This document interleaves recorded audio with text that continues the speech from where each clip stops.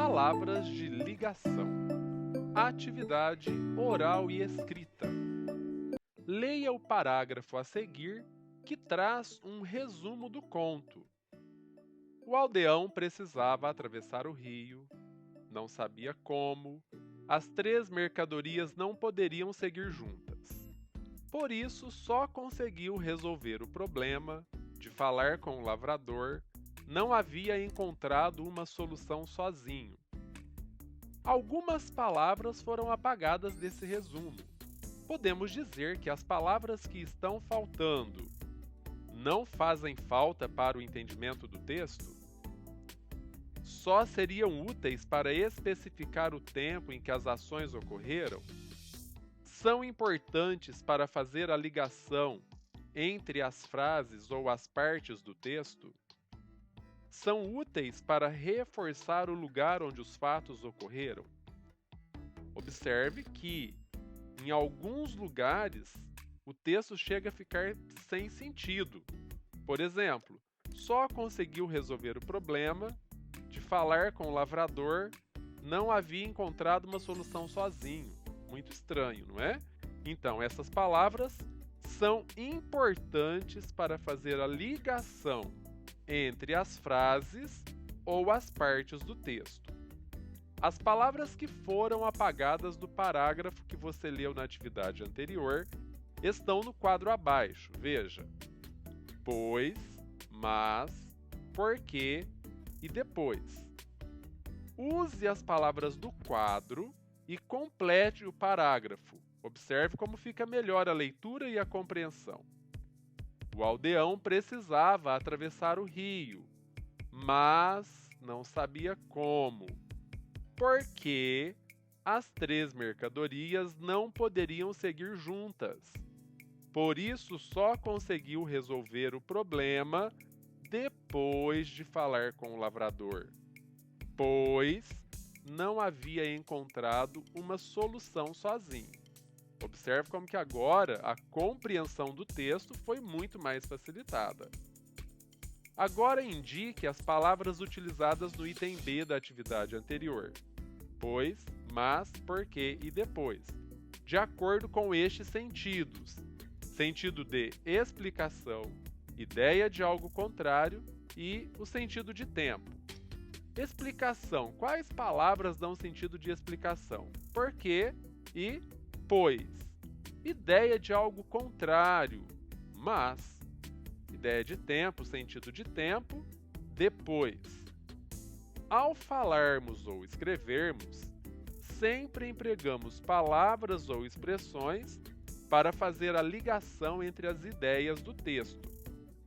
Na tradição popular, algumas frases são empregadas para caracterizar as pessoas comparando-as com bichos.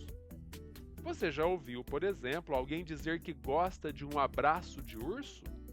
No trecho a seguir, você vai saber um pouco sobre o uso e o significado da expressão abraço de urso. Leia o texto e preencha os espaços com palavras de ligação adequadas.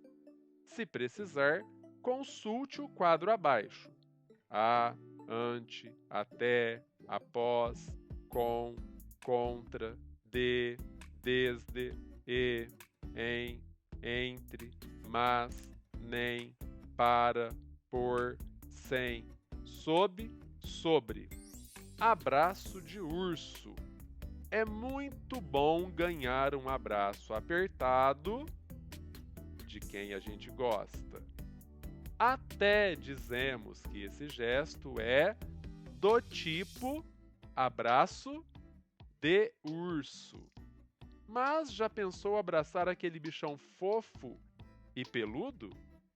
É melhor nem tentar. Na natureza, o urso tem essa reação na hora do ataque, quando dá um apertão no inimigo. Revista Recreio, São Paulo, abril, ano 6, número 262, página 20, 2005. De acordo com o texto, embora as pessoas usem a expressão abraço de urso com sentido figurado indicando um abraço carinhoso, Na natureza, esse gesto do animal indica algo perigoso para um possível oponente. Qual seria, então, o perigo? Justamente por ser um gesto de ataque, o abraço ou apertão desse animal pode machucar o seu oponente. Leia os sentidos que as palavras de ligação dão a diferentes frases. Depois empregue essas palavras nas frases de acordo com o sentido indicado. Para, da ideia de finalidade. No, ideia de lugar. De, ideia de posse. Com, ideia de companhia.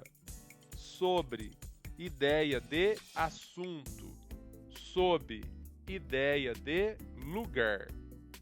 Vou até a casa do Pedro ou de Pedro. Ideia de posse, a casa é do Pedro.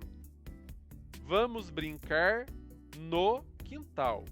Quintal é um lugar.